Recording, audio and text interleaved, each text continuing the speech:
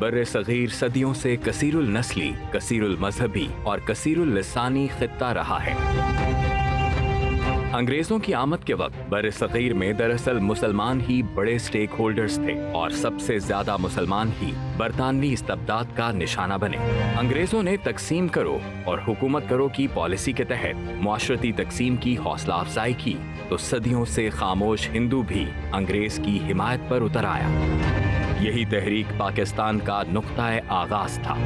Sir Hume ने all India Congress की बुनियाद रखी तो देखते ही देखते हिंदू अक्सरियत का इस गैर सियासी प्लेटफॉर्म पर गलबा हो गया। ज्यादातर मुसलमान या तो बददिली के बायस खुद ही इस प्लेटफॉर्म से दूर रहे या उन्हें इरादतन दूर रखा गया। इसी हिंदू अंग्रेज गठजोड़ और मुतासिबाना रवैये ने आखिर ऑल इंडिया मुस्लिम लीग के कयाम और फिर तहरीके आजादी पाकिस्तान की बुनियाद रखी। 1906 से शुरू होने वाली कहानी 1940 से होते हुए 1947 तक पहुंची तो इस किताब का हर सफा लहू रंग हो चुका था। आज कई दहाइयां गुजरने के बाद भी शफीक जंजुआ की बूढ़ी आंखों के सामने वो अलमनाक मनाजिर जिंदा और जावेद किरदारों की तरह जिंदा हैं। मेरा नाम मोहम्मद शफीक जंजुआ है जी, और पैदाइश मेरी जो है वो पाकिस्तान बनने से पहले, उस वक्त मेरी उम्र 10 साल थी। पट्टी में, पट्टी को यूँ समझ लीजिए कि लाहौर से 52 किलोमीटर, अमृतसर तकरीबन 52 किलोमीटर पट्टी, ये हरीके रोड वहीं जाती है, और तकरीबन 52 किलोमीटर कसूर और अमृतसर के बिल्कुल दरमियान में थी पट्टी। अक्सरियत मुसलमानों की थी वहाँ। हिंदुओं का था एक वो बाज़ार, हम नया बाज़ार कहते थे उसको, उसके अंदर था वो बड़ी बिल्डिंगें, 2 मंजिला उनकी।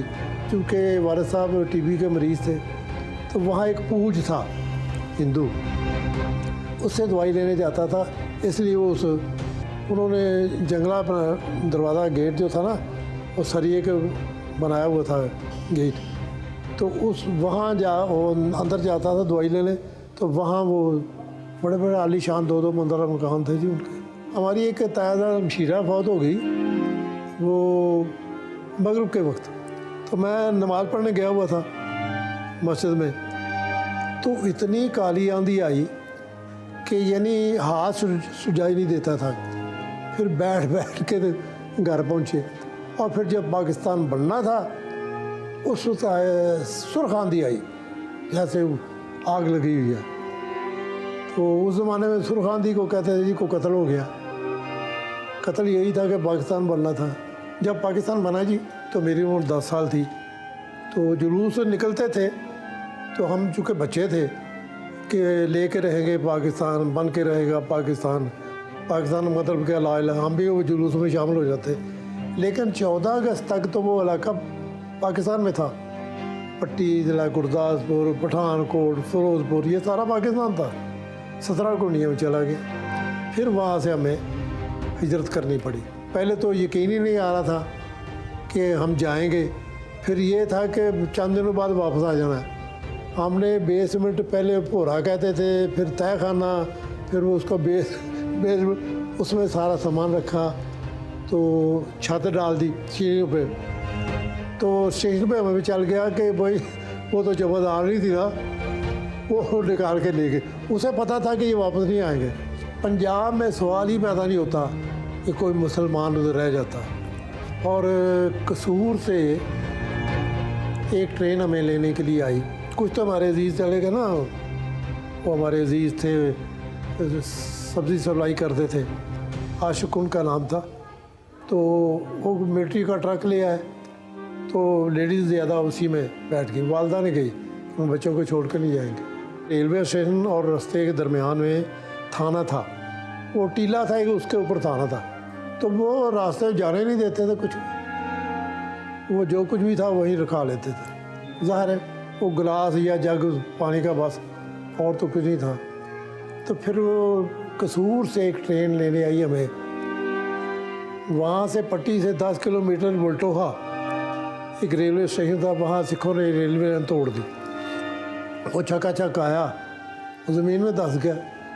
फिर वो उन्होंने कहा भाई अब वो तो निकलने से रहा, अब 10 किलोमीटर आपको पैदल चलना पड़ेगा। तो इस तरह हम कसूर पहुँचे। फिर वो आ गया, वक्त आ गया, पाकिस्तान बन गया। लेकिन हम चूँकि 14 अगस्त को हमारा पट्टी, पठानकोट, फिरोजपुर, गुरदासपुर ज़िला ये सारा पाकिस्तान था, 17 को इंडियन चला गया, इसलिए हमने ईद की नमाज वही पढ़ी थी। फिर उसके बाद लाहौर आ गए। लाहौर भी हमने ये जो ज़िम्मेदार अखबार था, अब वो होटल हो गया, उसके सामने पीली बिल्डिंग मेरा ख्याल आज भी है, वहाँ शायद 1 के 2 दिन हम रहे।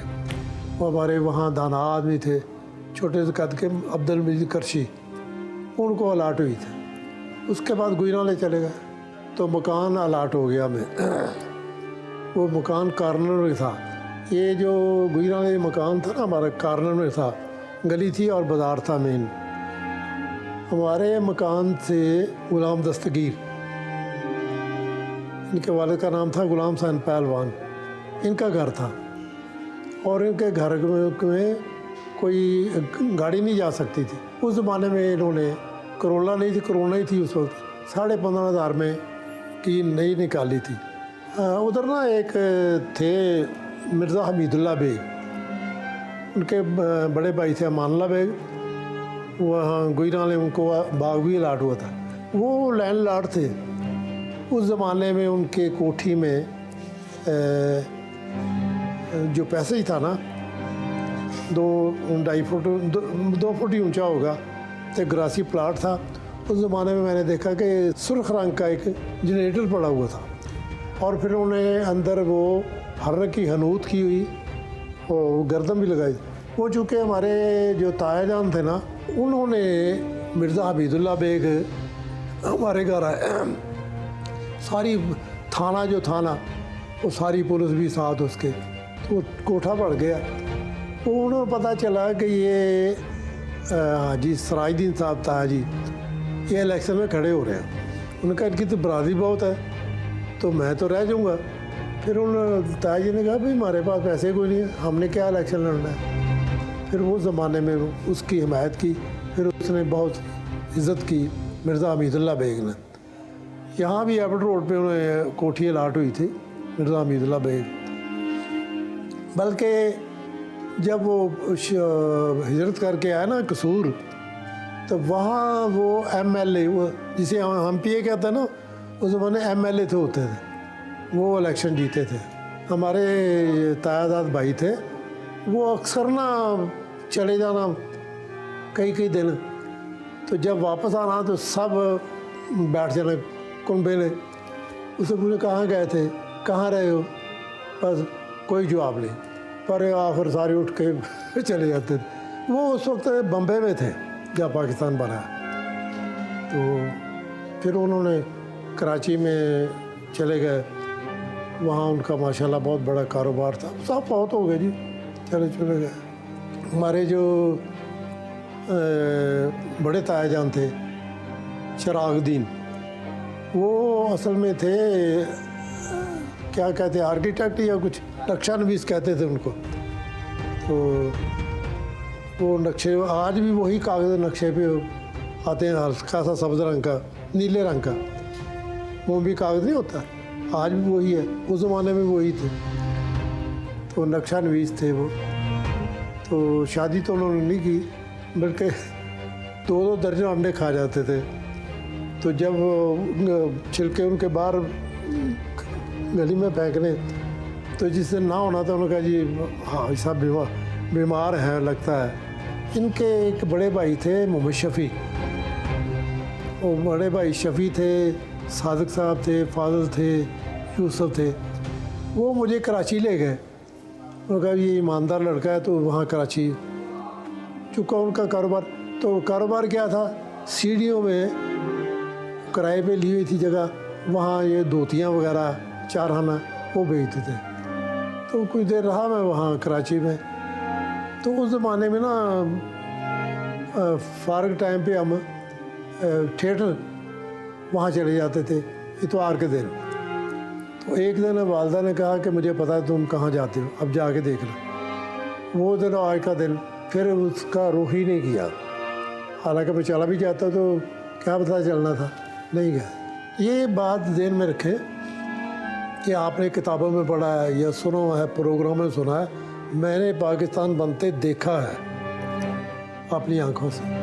पैगाम नौजवानों को ये है कि यार ये बड़ी मुश्किल से बना है पाकिस्तान, बहुत कत्ल गारत हुई है बहुत इलाकों में, हमारे नहीं हुई तो वो अलग बात है, बहुत कत्ल गारत हुई, ट्रेनों की ट्रेनें उन्होंने कत्ल करके भेज दी।